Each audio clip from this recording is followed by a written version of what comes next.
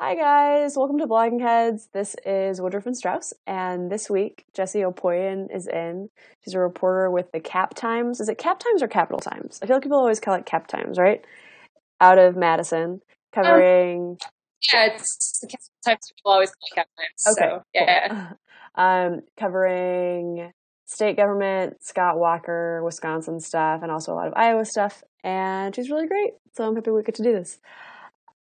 I guess the first thing we wanted to talk about in sort of this Wisconsin lightning round is the Iowa State Fair, which was last week. I've never been to it. Can you paint like a mental picture for people who don't make it out to the Midwest to fried food heaven every year? sure. Yeah, it's definitely different in presidential years than it is any other year. I would say it's pretty much like any other state fair, except for every 4 years it gets crazy. But the big exciting stuff is pork chops and pork chops on a stick, I think, which I don't get, but and your sweet corn and like all the stuff that you get at a fair. And I think this year they had bacon wrapped brisket. That was like the big new fair favorite, but. Yeah. Most of the more health conscious candidates are eating their pork chops on a stick. But the Des Moines Register does a soapbox there that they invite all the candidates to come speak on. So it's, you come through, you talk to some reporters, and then you kind of do the tour of the fair and go see the pork producers or check out the animals in the ag tent or, whatever your itinerary entails for the Wherever day. you want your picture taken in front of. Exactly. Hopefully you're not Rick Perry and eating a corn dog. People did a pretty good job not feeding candidates phallic-shaped foods, right? It seems like this year we didn't really get any standout examples of that. No, I think the pork chop on the stick was like the safe food for everyone. Yeah, right. Hard to Photoshop that. So I guess obviously the whole Donald Trump hullabaloo was kind of the big thing. Were there any candidates, I guess besides Hillary, particularly on the Republican side, who had sort of a media frenzy or an attendee frenzy that was comparable to that at all? Or who was like in third place? Was anybody who stood out? It's hard to say. I mean, I know Charlie Fiorina got a pretty big crowd. Ben Carson got a pretty big crowd. I wasn't there for Bernie Sanders, but I heard he had a pretty good one too. I mean, Walker's was decent, but it wasn't. It didn't stack up, and that was sort of his day was the day after I think Trump released his immigration plan, so everyone was kind of like hot on that and trying to see how everybody stacked up to it. Yeah. That's wild to me. It's amazing to me how the definition of what it means to be conservative on immigration has changed so fast. Because it used to be like if you're conservative on immigration, that means you support tighter border security, some sort of deportation program, likely for some undocumented immigrants living here, and you oppose any sort of pathway to legal status for undocumented immigrants. And that was kind of the basic broad brush. This is what the far right thinks about immigration reform. And now it's like, oh, if that's all you think, you're a rhino. Nobody cares. You're terrible. And now it's like you're not conservative on immigration unless you support some sort of mass deportations and eliminating birthright citizenship and lowering the legal level of immigrants. I just think it's fascinating how fast that changed, right? I feel like that happened in the last 2 months. Yeah, it was super rapid. Probably the last 2 months. I mean, I feel like there was like some momentum maybe within like the last 6 months on some of the legal stuff, and all of a sudden, just bam. Yeah. Yeah, it's amazing. Did immigration issue, was immigration then kind of the central thing that everybody talked about at the fair then? It seemed like it that day. I mean, there were, it's hard to get every crowd question, and at least for Walker's soapbox appearance, it was some stuff on Medicare and Social Security, and 2 or 3 people wanted to know about immigration, and probably more than that who weren't asking. But there was one woman that a couple of us who were there covering it talked to who was really, really fired up and like excited to ask a candidate a question, but she had just read Trump's plan and she was really excited about it, and she really wanted to know, is basically, was Walker and were the other candidates for that mass deportation? And she asked him, and he didn't really quite answer. And she was aware of the fact that he didn't really quite answer and kind of disappointed about it. And then there were just multiple occasions. There was a pretty massive scrum for Walker, just like traveling gaggle for a couple hours. And anyone who could get in an earshot of him, it seemed like, was trying to ask him if he supported ending birthright citizenship. And finally, someone actually got an answer. And that started this whole crazy, 7 days of 3 answers or whatever it's been. That's amazing. Yeah. So I was looking over, I'm working on a story about that right now, and I was looking over the transcript from the MSNBC interview with him. And so Casey Hunt asks, do you oppose birthright citizenship? Or should we get rid of birthright citizenship? Yeah. And Walker says, yeah, I think we need to look at border security. I think we need to look at all this other stuff. So it's correctly reported that someone asked him if he opposed birthright citizenship, and he said, yeah. But I was talking to Charlie Sykes today, the Wisconsin radio host, and he was like, well, Walker has this weird verbal tick where if you ask him anything, he immediately goes, yeah, absolutely. And then he says whatever he wants to say. Is that Yes. something you've noticed? It's totally true. And he has, I guess if you cover him a whole lot, you start to pick up on the verbal tics. So I could rattle off a list of 10 of them for you, but that's one of them. What are they? What are the other ones? Oh my God. He likes to preface things with "for us," if he's kind of stating a policy thing. Well, for us, it's a matter of national security, and he does the absolutely, uses the phrase "out there" a lot. Referring to there are people out there, voters out there. He does a lot of the third person, it's always we. It's very rarely I. Okay.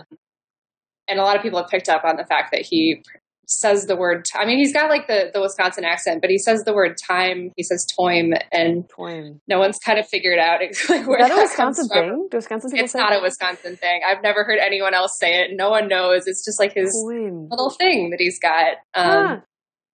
But yeah, he does, it's his thinking word. You ask him a question, he wants to acknowledge that it's a question he's, about to think about and give you an answer. So yeah, absolutely. For us, it's blah, blah, blah. And yeah. That's so weird.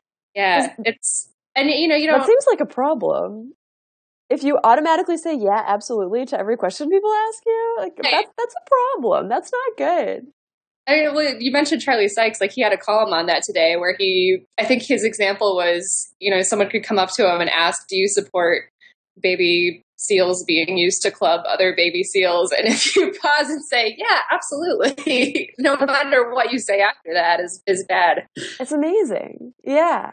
And that's on him, right? It's not like he can expect every national reporter to figure out, yeah, absolutely means, right? Exactly. Yeah. His press people can't say, right. His press people can't be like, oh, if he says, yeah, he doesn't actually mean it.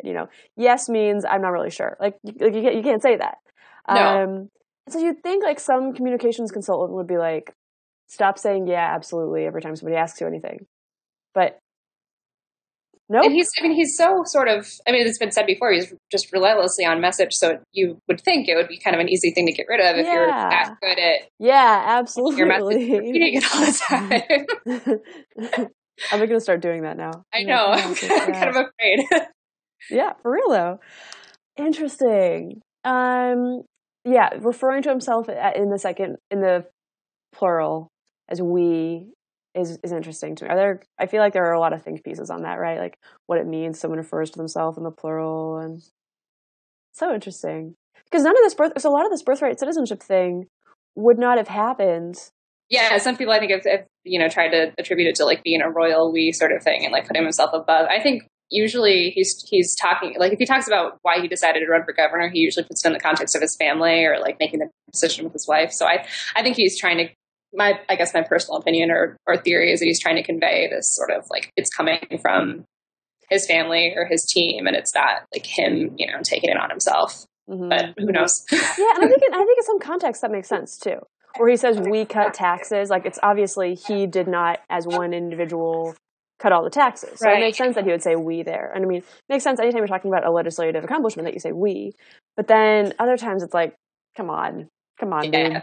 It's okay. It's you. It's well, you. His famous, his announcement speech, he said, we are running to serve as your president. Yeah, nope. It's just, I don't know. It's interesting. It's really interesting. So he's a lifelong Wisconsinite, right? Well, sort of. He was born in Colorado and lived in Iowa until he was 7, I think. Okay. Carpetbagger. It was for 7 years, so it was, I don't know when, but yeah, he's got that great connection that he can kind of go back and talk about his early days there. And yeah, the rest of his life has been Wisconsin. Okay, cool. So not cool. That's good to know.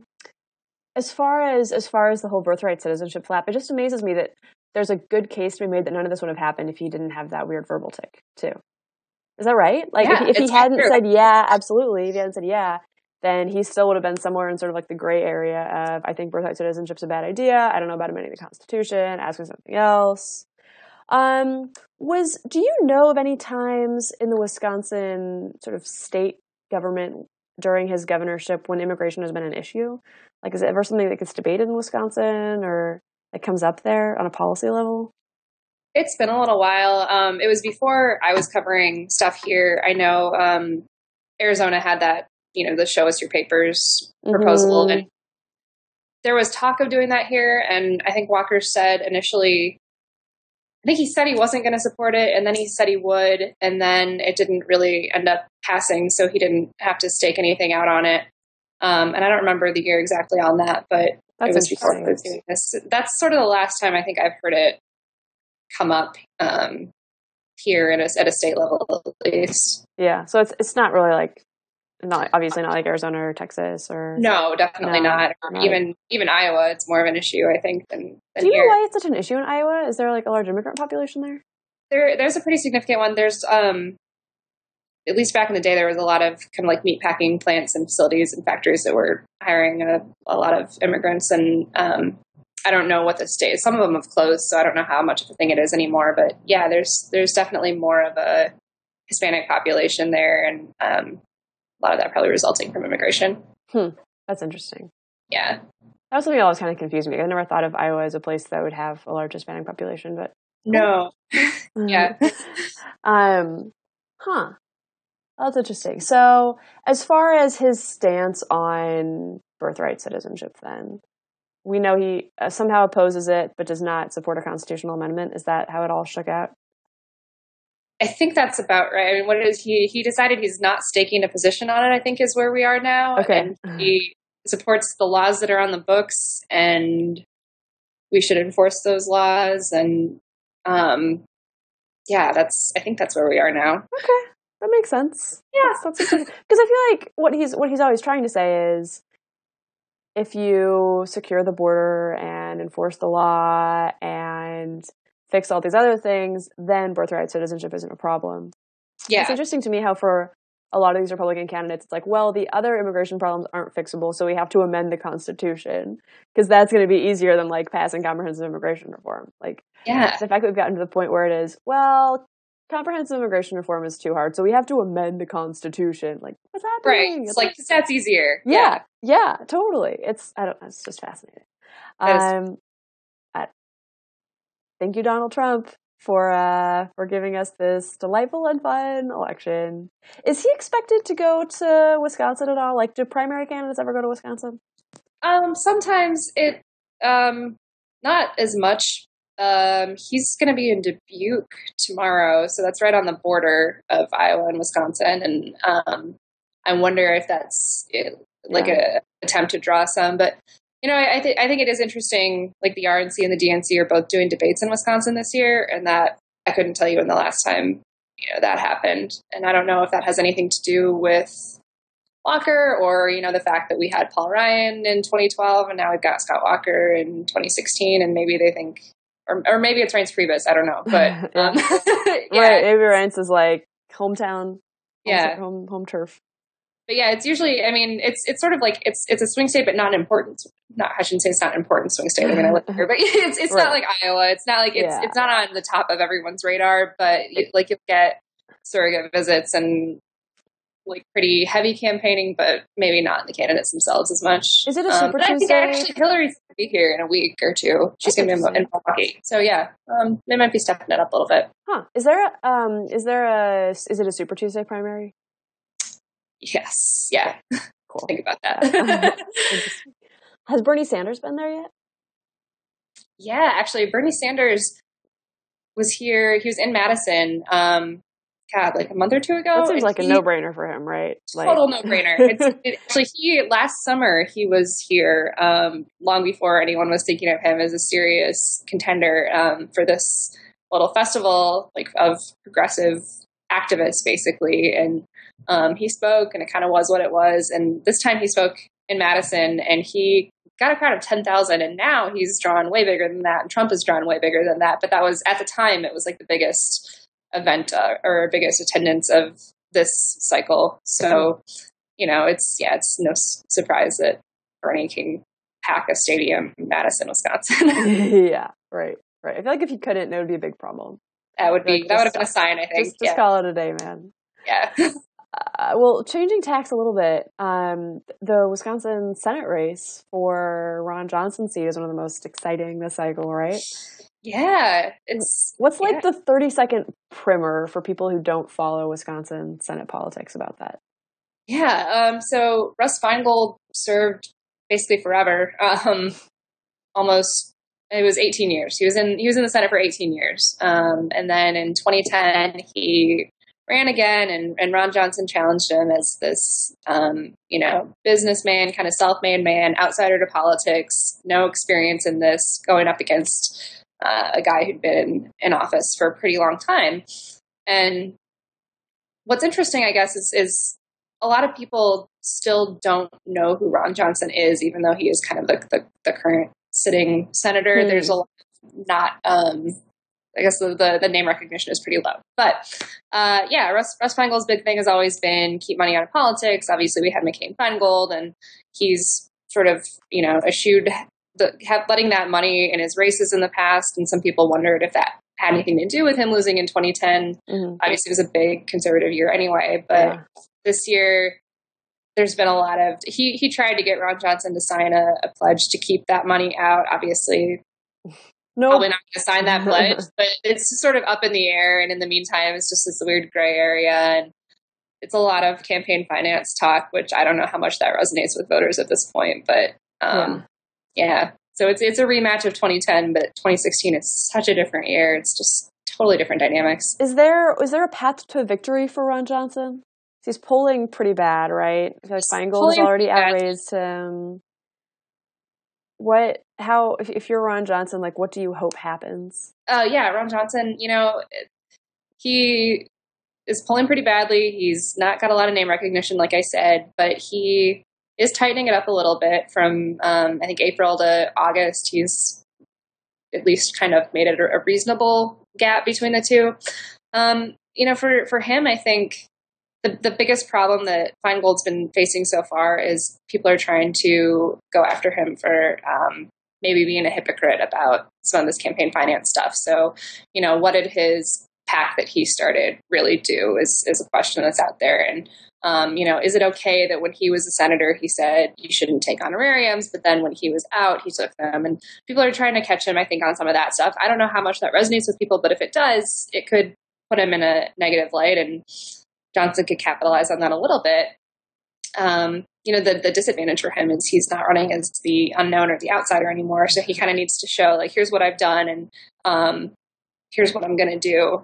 And I think he's got some of that. I mean, he's at least been a vocal member of the Senate in the time that he's been in there. Mm-hmm.